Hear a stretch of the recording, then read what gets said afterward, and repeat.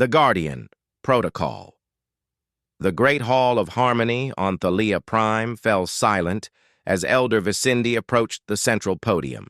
Her delicate crystalline form caught the light of 3 moons streaming through the vaulted ceiling, sending prismatic reflections dancing across the assembled Council of Worlds. 50 representatives from across the Thalian Federation watched with mounting dread as the projection materialized above the central dais. "The anomaly has consumed another system," Vicindi announced, her melodic voice strained with an emotion few Thalians ever expressed: fear. Uranos 4 and its 3 billion inhabitants are gone.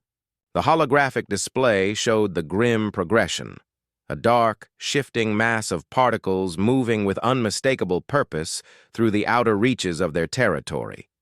Where it passed, worlds fell silent. Entire planetary ecosystems simply ceased to function, stripped of all complex organic matter. "The Void Swarm continues its advance," continued Science Director Namori, his leaf-like appendages trembling slightly as he manipulated the projection.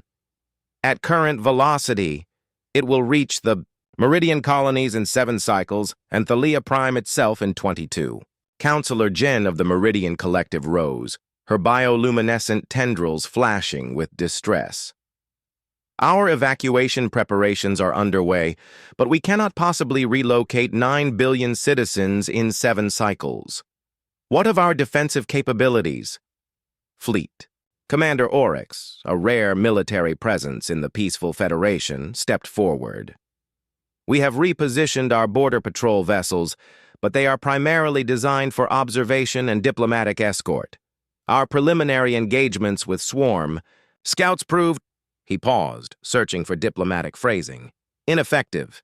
What Oryx didn't say, what everyone present already knew, was that the Thalian Federation had maintained peace for 12 centuries, precisely because they had invested in art, science, and ecological harmony rather than weapons of war. Their ships were marvels of efficiency and beauty, not destruction. "Then we are doomed," whispered Representative Lyra, speaking the collective fear. Elder Vicindi's crystalline structure dimmed slightly, a sign of deep contemplation. "Perhaps not. There is one option we have not considered. One species whose help we might seek." The hall erupted in murmurs. Council Advocate Makari immediately understood. "You cannot be serious, Elder. The quarantine protocols exist for good reason." "You mean the humans?" said Science Director Namori, his voice hushed. "The Deathworlders." The Great Hall fell silent once more, but now with a different quality to the quiet. Not just fear, but ancestral dread. 3 centuries earlier, first contact with humanity had shocked the Thalian Federation to its core. The bipedal inhabitants of Earth had evolved on a planet with crushing gravity, toxic atmospheric components, and radiation levels that would kill most Federation species. More disturbing was their biology: dense musculature, redundant organs, endurance beyond comprehension, and minds uniquely adapted to aggression and violence. The Federation had quickly established quarantine protocols, cordoning off the soul system, not out of hatred, but terror. Humans were simply too dangerous, too unpredictable to join galactic society. "We chose isolation over integration," Vicindi said, echoing the thoughts of many present. "We feared their capacity for destruction. Now, we need exactly that quality if our civilization is to survive." "How do we even know they would help us?" asked Jen. "After centuries of isolation?" Vicindi activated another projection showing long-range scans of Earth and its colony worlds. "Our observation posts indicate they have continued to advance technologically despite quarantine. Their military vessels now appear to exceed our capabilities by several orders of magnitude, which is precisely why contacting them would be insanity," Makari countered. "If they harbor resentment for our actions, we would be inviting conquerors to our door while already facing extinction." The debate raged for hours. Some argued that the unknown threat of human intervention was preferable to the certainty of consumption by the void swarm. Others insisted that the peaceful Federation would be trading one doom for another.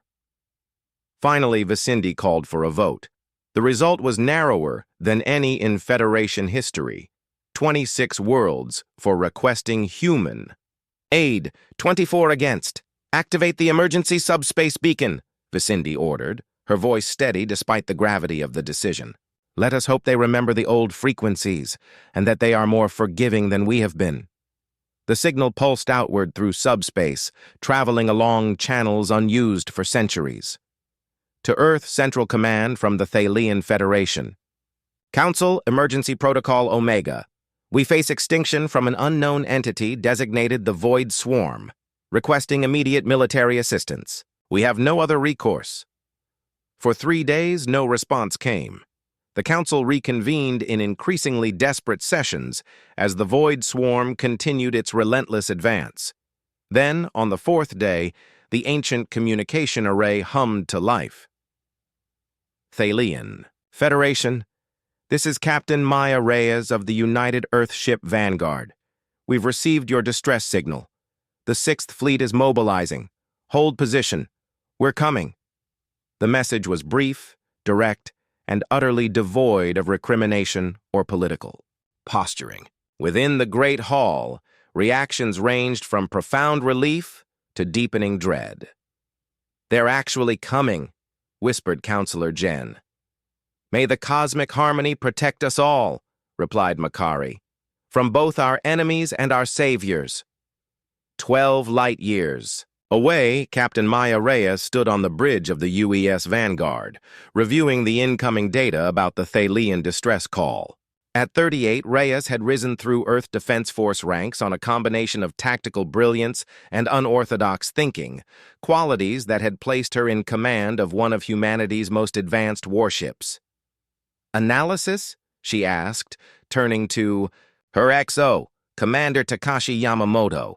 The signal's authentic, Captain, Yamamoto confirmed. It matches protocols established before the Thalian quarantine 3 centuries ago. Their distress appears genuine.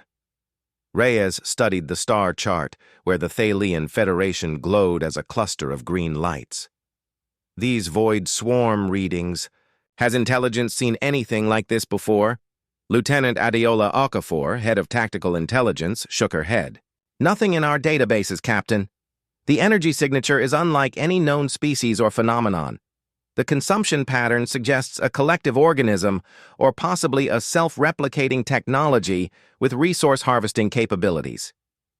And the Thalians have no effective defense, Reyes mused. The historical record shows they evolved without significant predation pressures. Their entire civilization is built on cooperation rather than competition. They locked us out because we were too dangerous, noted Chief Security Officer Chang. And now, they want our protection. Reyes turned to face her senior staff. The Thalians made their decision based on fear, not malice. They encountered a species that evolved on a death world, us, and they did what seemed prudent from their perspective. She moved to the command chair. What matters now is what we do. Humanity has long awaited an opportunity to prove we belong in the galactic community. This is that chance, not as conquerors, not as threats, but as guardians. Within hours, the 6th Fleet assembled. In high Earth orbit, 27 warships representing the pinnacle of human military engineering. The Vanguard took point position as the flagship, its kilometer-long hull gleaming in the sunlight. Admiral Wei Chen addressed all ships from EDF headquarters. This mission serves 2 purposes: to neutralize the threat to the Thalian Federation, and to establish diplomatic relations with our galactic neighbors. You carry not only Earth's defensive might, but our hope for integration into the wider community of worlds. Captain Reyes will command the operational theater. As final preparations completed, Maya stood alone in her ready room, looking out at the assembled fleet. The quarantine of humanity had been a painful chapter in their history, a rejection that had initially sparked outrage, then determination. While officially respecting the Thylian boundaries, Earth had continued to expand in other directions, establishing colonies and advancing technology at an accelerated pace. "Captain to the bridge," came the alert. "Final jump preparations underway." Reyes took one last look at Earth, the cradle of humanity, the death world that had forged their species into something that terrified peaceful beings across the galaxy. Then she turned and strode onto the bridge. "All ships report ready, Captain," Yamamoto announced. "Open fleet-wide channel," Reyes ordered. When the communication officer nodded, she continued. "This is Captain Reyes. For 3 centuries, humanity has existed in isolation from the greater galactic community. Today, that changes. We go not as conquerors, but as defenders. Not because we were welcomed, but because we were needed." She paused, looking around at her crew. The best Earth had to offer, descendants of predators who had become protectors. Humanity has always been defined by how we respond to challenges, not by how others perceive us. Let's show the galaxy what Deathworlders can do when they choose to create rather than destroy. Fleet jump in synchronized sequence. See you on the other side. One by one, the massive vessels vanished into carefully calculated ruptures in space-time, leaving Earth behind. Their destination: a cluster of peaceful worlds facing extinction. Their purpose: to prove that humanity's greatest strength wasn't their capacity for violence, but their willingness to use that capacity to protect those who could not protect themselves. The Deathworlders were coming, answering a call for help from those who had once feared them most. The galaxy would never be the same. Collision course. The Thalian Central Observatory erupted into frenzied activity as the monitoring systems detected multiple space-time distortions forming at the edge of their star system.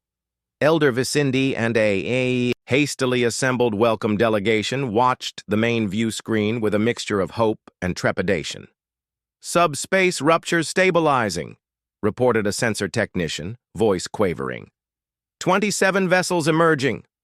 One by one, the human warships materialized in perfect formation. The observatory fell silent as the vessels came fully into view. Unlike the elegant, organic curves of Thalian craft, these were angular, functional machines of war. Their hulls bore the scars of previous conflicts, armored plating interrupted by weapon emplacements and sensor arrays. The flagship at the center dwarfed anything in the Thalian Defense Force, a kilometer-long behemoth that radiated controlled power. "By the 3 moons," whispered Science Director Namori. "What have we invited here?"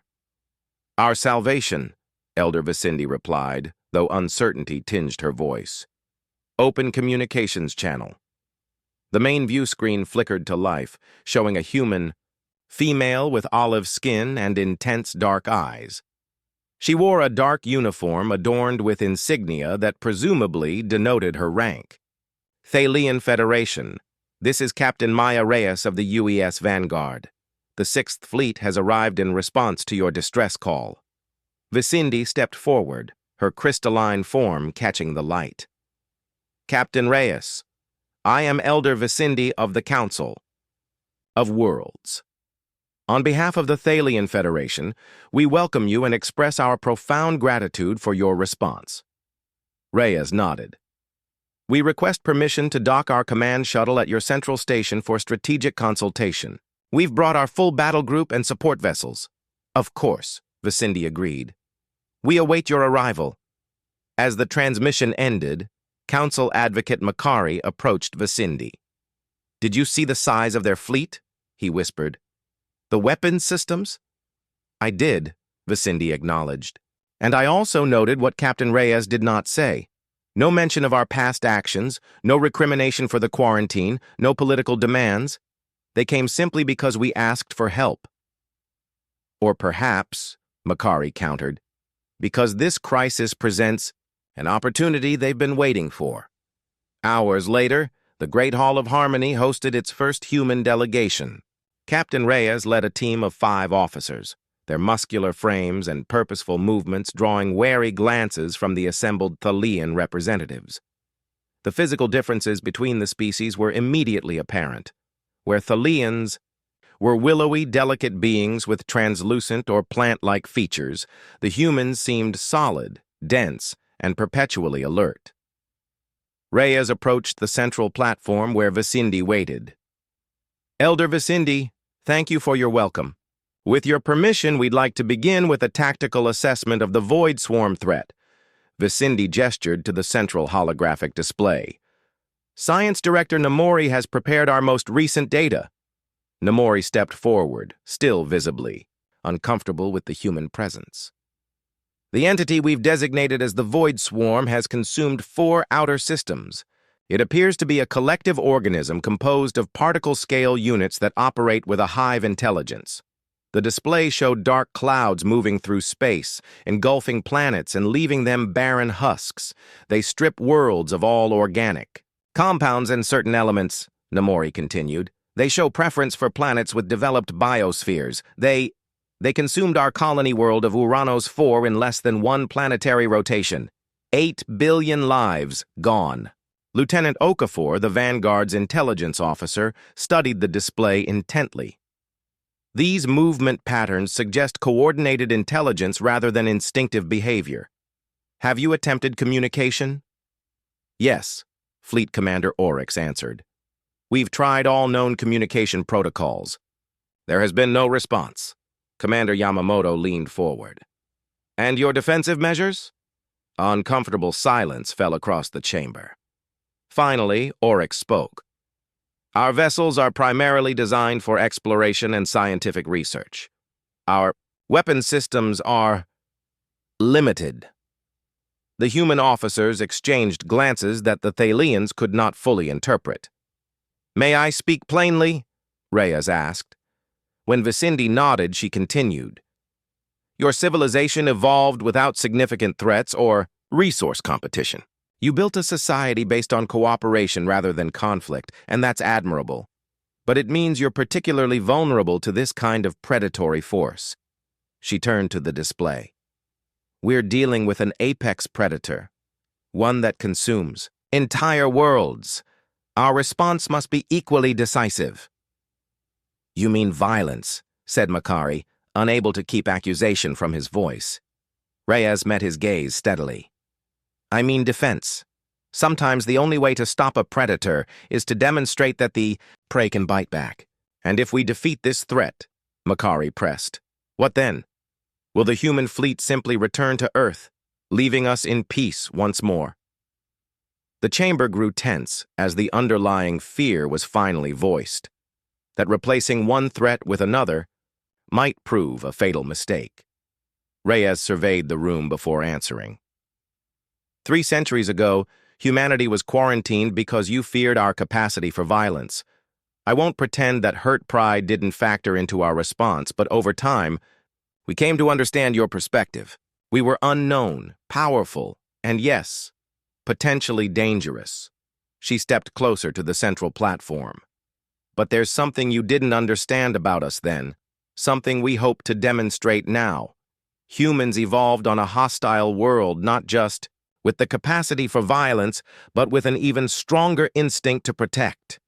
We fight hardest not for ourselves, but for others under our care.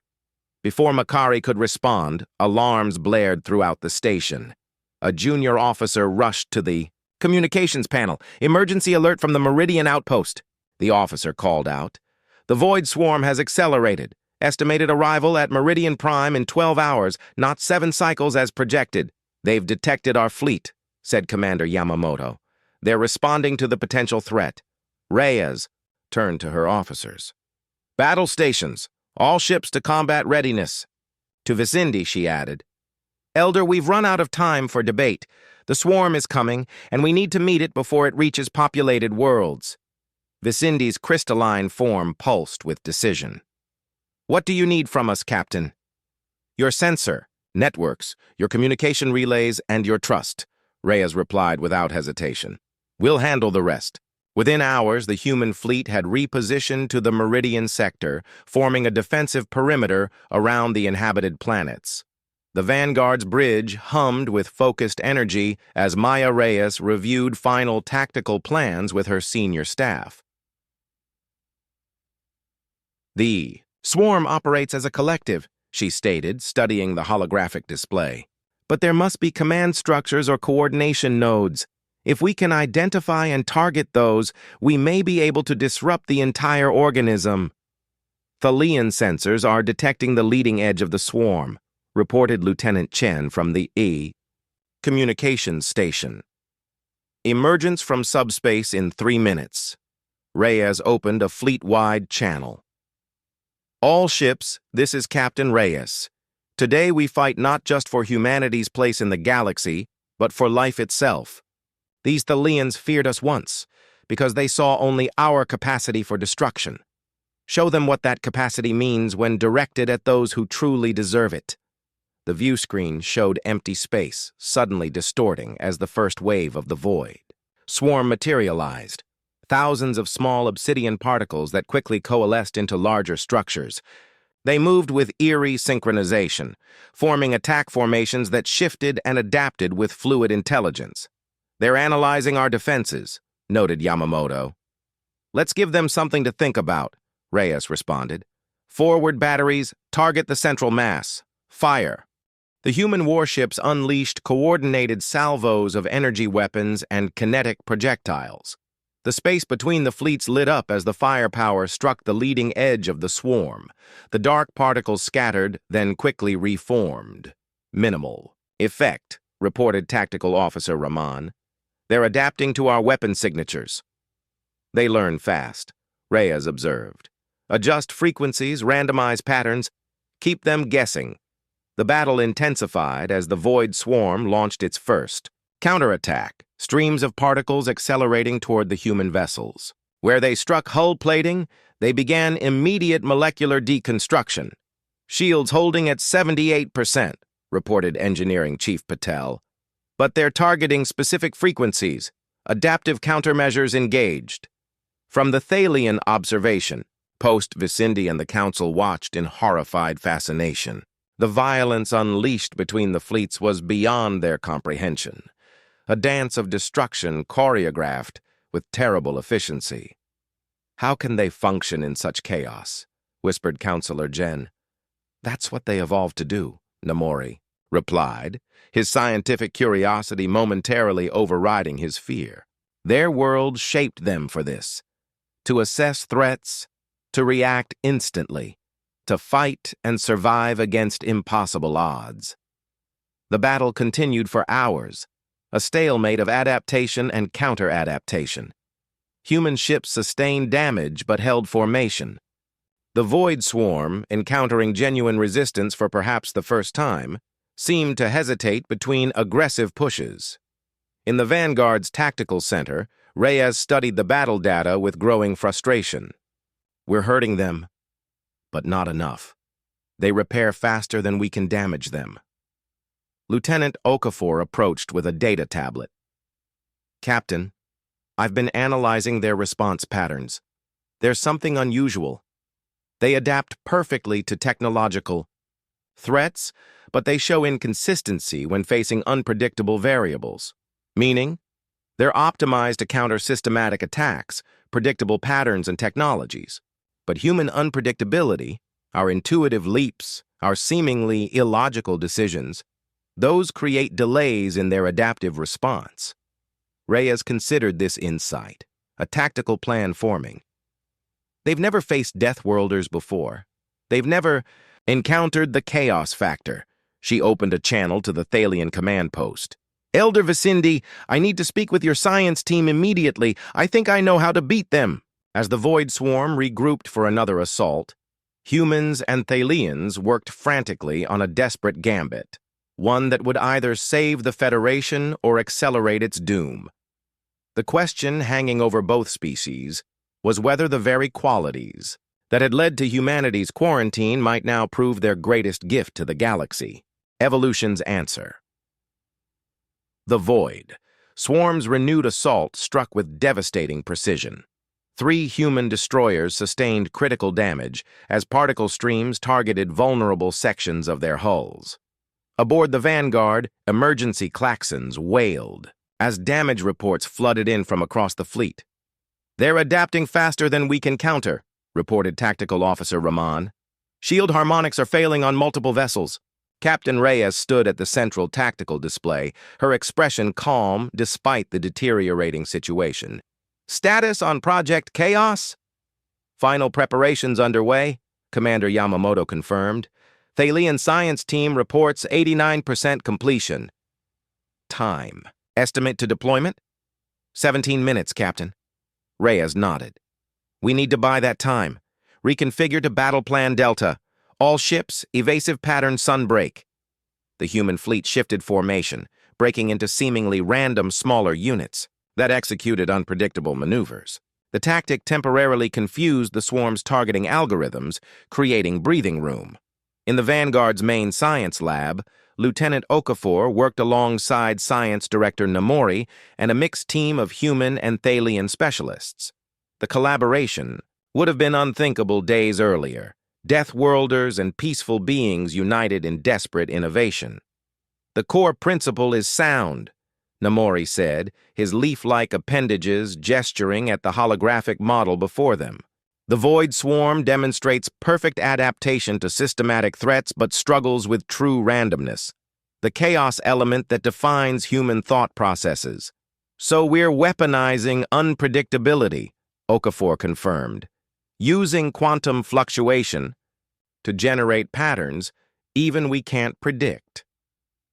The solution they had devised was elegantly simple, yet required technology from both civilizations. Thalian harmonic resonators, devices normally used for ecological stabilization, modified with human chaos theory algorithms to generate quantum-entangled disruption fields. "Final calibration complete," announced a Thalian engineer. "Harmonic network synchronized." Okafor opened a channel to the bridge. "Captain, Project Chaos is ready for deployment." On the bridge, Reyes nodded. "All ships, this is Captain Reyes. Fall back to secondary positions. Prepare for chaos field activation." The human fleet executed a coordinated withdrawal, drawing the Void Swarm into pursuit formation. As the dark particles converged, following predictive algorithms that had served them across countless conquests, Reyes gave the command. "Activate. Chaos field." Across the battlefield, 37 modified resonators activated simultaneously. There was no visible effect at first. No energy beam, no explosion, no conventional weapon signature. Instead, a quantum wave propagated through space, carrying mathematical impossibilities and logic paradoxes at its core. The Void. Swarm's advance faltered as its collective intelligence encountered something it could not process. Patterns that defied prediction, fluctuations that followed no discernible rule, chaos in its purest form.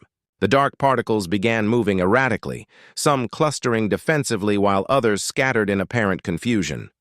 "It's working," Yamamoto reported, studying the tactical display. "Their coordination is breaking down." "Phase 2, ordered Reyes. "Targeted strikes on disrupted clusters." The human fleet surged forward, weapon systems targeting the now vulnerable swarm concentrations. Where before the particles had quickly reformed after attacks, now they scattered without cohesion. From the Thalian observation post, Elder Vicindi watched in astonishment. "They've somehow disrupted the swarm's hive mind," she said to Council Advocate Makari. "Using our harmonic technology in ways we never imagined." "They turned creation tools into weapons," Makari noted, his tone complex, with both admiration and renewed concern. "No," countered Fleet Commander Oryx, surprising both elders. "They turned weapons into creation tools. Look at the pattern. They're not simply destroying the swarm, they're hurting it, containing it." Indeed, the human fleet had formed a precise formation, driving the disorganized swarm particles away from inhabited planets and toward an uninhabited star system. On the Vanguard, Reyes watched the operation unfold. "Prepare quantum containment sequence," she ordered. "Let's finish this." The final phase of their improvised plan involved creating a quantum containment field around the star of the uninhabited system, effectively trapping the void swarm in an endless loop of chaos fluctuations that would prevent it from reforming its collective intelligence. As the last human ships cleared the target zone, Reyes gave the command, "Activate quantum seal." Science vessels positioned around the star activated specialized generators. A shimmering field expanded outward, enveloping the scattered swarm particles. Within moments, the battle was over, not with the complete destruction of the enemy, but with its containment. "Containment field stable," reported Engineering Chief Patel. "The swarm is trapped in quantum isolation. They won't be consuming any more worlds." A cheer erupted across the bridge, quickly settling into professional relief. Reyes opened a channel to the Thalian Council. "Elder Vicindi, the immediate threat has been neutralized. The void swarm is contained in quantum isolation around an uninhabited star. With your permission, we'll establish monitoring stations to ensure the containment holds." Vicindi's crystalline form glowed with relief. "Captain Reyes, words cannot express our gratitude.